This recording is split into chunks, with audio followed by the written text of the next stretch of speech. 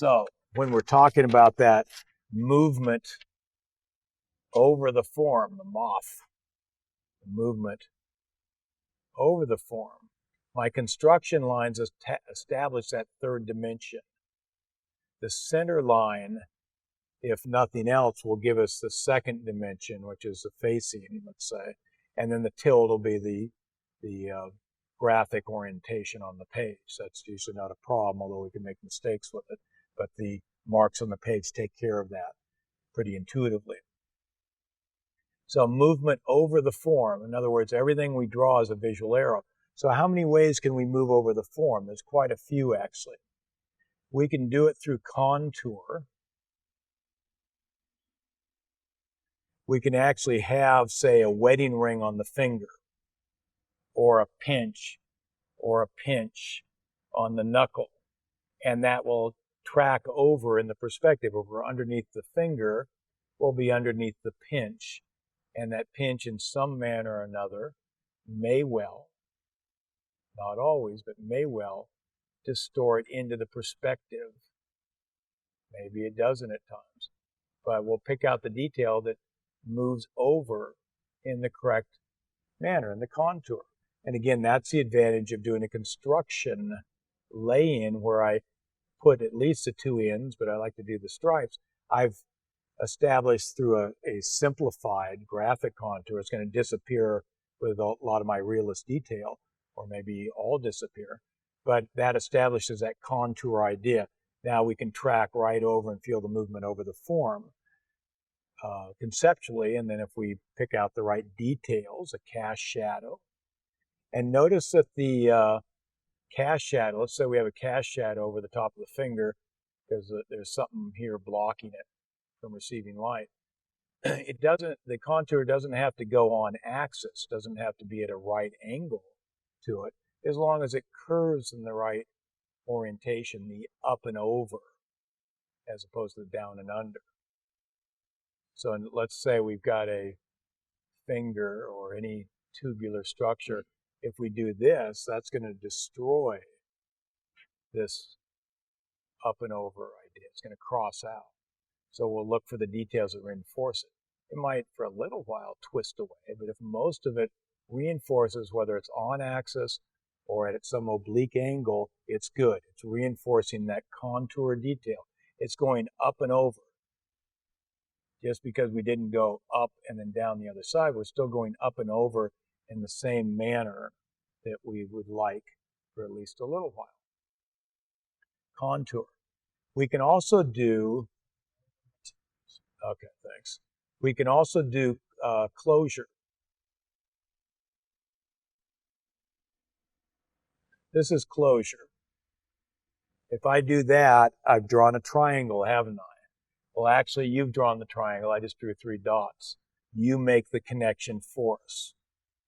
We're going to actually use this most of the time because very seldom do we get something going all the way across the form in the manner we want. Those are muscle attachments and dynamic forms pinching and binding together will twist around and create all sorts of contour stuff. Some of the contour will reinforce our orientation and some will go dead against it.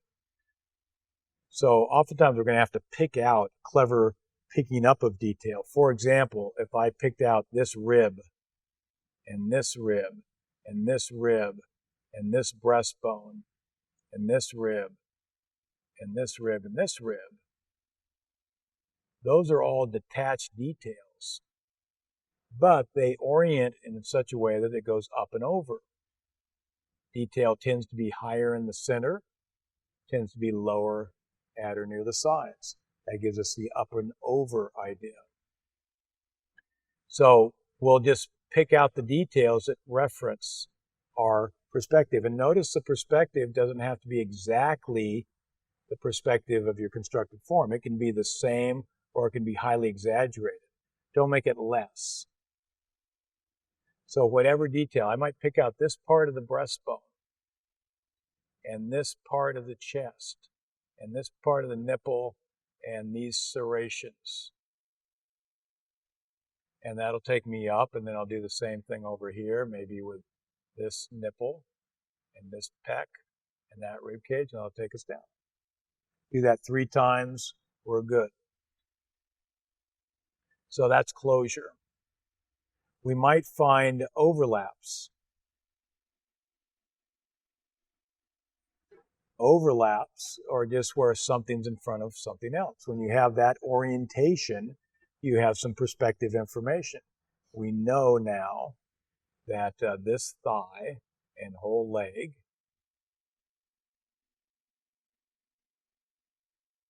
is closer to us. Even if we don't see how it comes together and attaches, we know that that's closer to us and that's farther away. We get some perspective information out of that, overlaps. A better choice is interlocks. A better choice is interlocks. Interlocks are like super overlaps. Notice that a lunar eclipse is an overlap. You can have things disconnected. In fact, the knee doesn't connect to the torso there. And so it doesn't imply things fitting together. It just implies a dominant and a subordinate positioning. Interlock, however, suggests that things are coming together and fitting kind of like a key lock, like a key in a door lock, or like a wrench. It's pinching and holding. And better than that, when you get that movement over the forms, where they come together, we get contour. And we see the character of that cylinder and some of the contour of the ball and how they fit. And notice the characteristic, the key distinguishing characteristic of an interlock is some of the sides and the end break through the contour. With an overlap, we just have the end kind of in the way. Notice how if we designed everything on the body as balls, that would be very problematic in terms of great connections because we wouldn't be able to get any interlocks. We just have, no matter what, we just have one little ball that's potentially floating in front of the other, and we'd have to depend entirely on the audience's knowledge of the structure to feel the connection there. But we'd lose a lot of that impact. But this intrusion in is a great way to go, and it's how the body works in terms of bone and muscle. It's a ball and socket joint, isn't it? The greater trochanter does this. It's actually shaped like that, and then it goes into a socket hole and locks in. Well, the only problem with that is the bone is oftentimes mostly or all buried inside the muscle. But the good news is bone, which generally joint to joint, just comes and touches. That's the worst kind of connection. There's no hierarchy. They just meet, and it's relatively flat in perspective. It's not very descriptive. It doesn't give you any more information than if that was one longer part than two smaller parts. But if this is a joint, say this joint, the bone does that, but the muscles attach somewhere way above, sometimes way above, and come all the way down and attach somewhere below or way below. And that's why we get that kind of teardrop, classic teardrop to a lot of the muscle forms, is they thin out into a tendon and they glue on to the bone.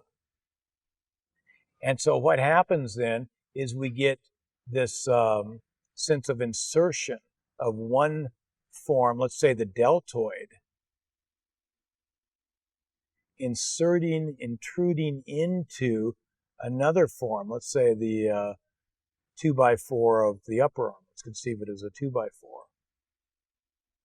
By having that break inside, we're getting some of the sides, a lot of the sides, and some of the end, not much there, but maybe that's our end, coming down in there. Notice I want to keep it from being just a egg. I want to make it, those sides go in there to get the most insertion there. Or we could have the supinator and extensor group of the forearm intrude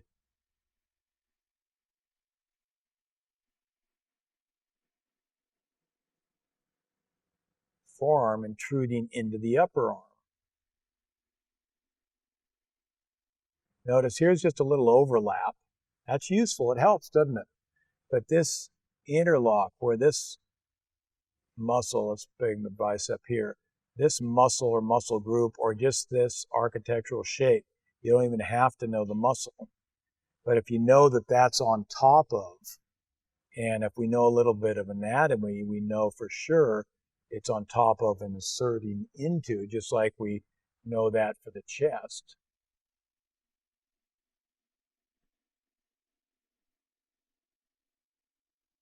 Now we can take full advantage of that and look at how that locks together and feels totally connected. And since there's a dominance of one thing blocking, intruding into another, we're feeling this great sense of perspective and structure. We're getting a ton of movement over the form and in a very precise way. So interlocks are good. Interlock, good. Use them often. The last one we can do is axis. We can take a particular detail, and it's part of closure in a way. We can take a particular detail, let's say a nipple. Now, if I just draw that nipple, however I draw it, it wouldn't matter. Its orientation with the other detail gives me that wonderful perspective of moving in a very precise and interesting way, nuanced way even, over the form. Good stuff. But I can get a little more bang for the buck. If I were to take that nipple or that nipple or that nipple and turn it this way, design it this way, now I'll make it a big nipple. You make it a really big nipple too. No, you don't have to make it a big nipple. Now look at how it's an egg shape, and look at how, remember the egg shape has a short and a long axis. The long axis is pointing in the direction of our movement over the form, isn't it? Again, it doesn't have to move exactly in the direction, just up towards the center. It's going up higher towards the center, at or near the center, and it's pointing lower at or near the sides. And so it's the design of the shape itself, since it has a long or short axis, or the mark you make, could be the hatching, can create an axis that points. That may also show contour, or it may not. So you might get a Del Sarto drawing where he contours with his Conte over the form, or you might get a Charles Dana Gibson where he hatches, or Clement Cole that hatches across the form. But if you point that stroke or those strokes in the direction of the axle movement in contour or ignoring the contour, you'll get more bang out of it. And then, as I said, by getting that particular detail or set of details to relate to other details or other sets of details, together they can create through closure an even greater opportunity. So your contours, when those contours overlap, this rib overlaps that rib, or this rib and stomach structure interlocks into the waist. That can show great potential for volume and connectivity. When they happen to track in the correct perspective. And so what I'll do oftentimes is I'll take the chest that I look up there and does this. I'll twist it this way. I'll distort, as we said on the shoulder blades. We can distort that anatomy, that structure, to reinforce the contour or the positioning of things. That will track over. So we can get this incredibly sophisticated hierarchy of information. So if we know exactly how at least the major muscles connect. For example, I'm going to keep this well separated here, distorted in terms of proportion. But if I know that the muscle fibers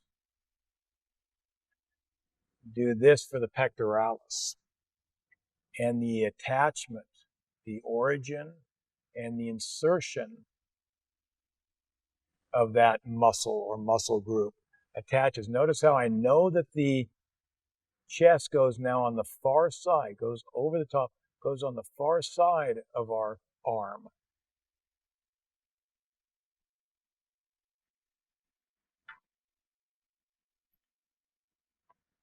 Here's the chest here.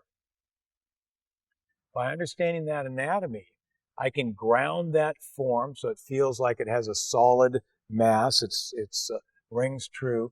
I can take it over, and now look at how we've got this wonderful interlock.